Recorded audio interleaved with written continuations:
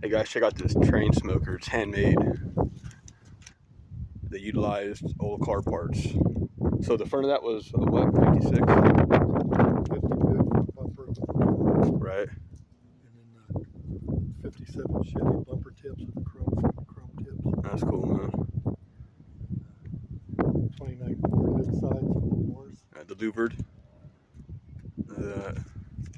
It's fully functional, huh? Yeah. As far as that's like an oven, whatever I'm jerking. Wow. Oven.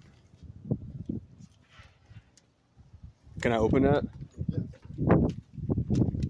Oh, that's heavy. The lid weighs about 100 pounds. Keep wipe you out of there, huh? That's cool, man. Handmade train smoker, fully functional. All right, guys, see ya.